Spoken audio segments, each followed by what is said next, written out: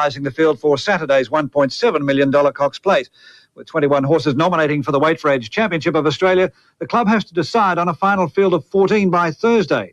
As Andrew Bensley reports, many of the contenders gallop today at the annual Breakfast with the Stars.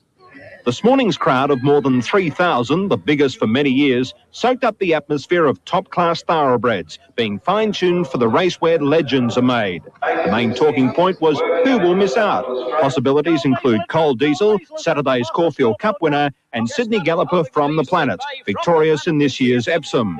Guaranteed to start as the crowd favourite Vo Rogue, who drew most cheers today. With trainer Vic Rowe wearing his favourite jumper, the Rogue worked well over 1,600 metres.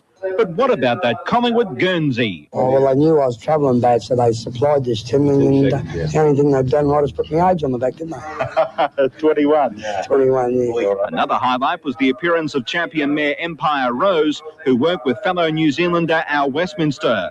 Last year's Melbourne Cup winner sizzled over her last 400 metres in just 23 seconds and left Al Westminster behind. But his trainer, Nari Fraser, wasn't worried about the outcome. I go a lot on what the jockey says because they're the ones that know exactly what's happening, and Harry White was very pleased with the way he worked, so that's good enough for me.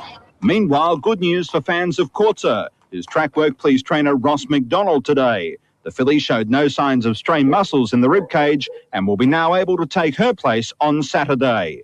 Andrew Bensley, National Nightmares were the stars of this morning's Cox Plate Breakfast with the Stars at Moonee Valley. Empire Rose, looking even bigger than when she won the Melbourne Cup last year, ran a brilliant trial, impressing trackmen and top trainers. And then Horlicks, an unlucky runner-up to Our Poetic Prince in the Cox Plate last year, showed that she too is ready for Saturday's Classic.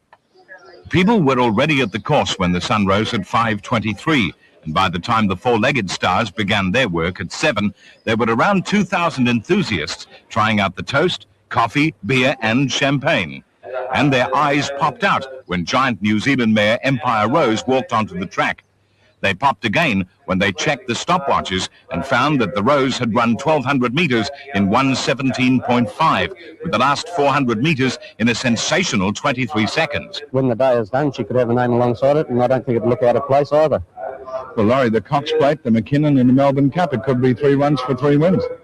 Well, it's nice, you know, like I said, we like coming to Melbourne, and the horse loves it here, and it's a nice time of the year. Another star performer was another Kiwi, Horlicks, second in the Cox Plate last year. She trialled this morning with Derby winner King's High and won the trial by 2 lengths, running the last 600 in just 36.5. Of course, the biggest cheer was saved for the crowd's favourite, Vo Rogue, or was it for the number 21 Collingwood Guernsey, worn by trainer Vic Rail? Whatever, the front runner, even with the weight of rail on his back, turned in a good 1,600-metre trial in 1:49.7, the final 600 in 38 seconds. I'm not saying he'll win it, but I tell him to put all the chips on the table Saturday. Well, is going to run the race of his life on Saturday? I would say so, yes. And one final eye-catching run came late from one of Bart Cummings' stars, Tristanar, ridden by Jim Cassidy, with a withering last 400 metres in 24 seconds. Another memorable Cox Plate is looming.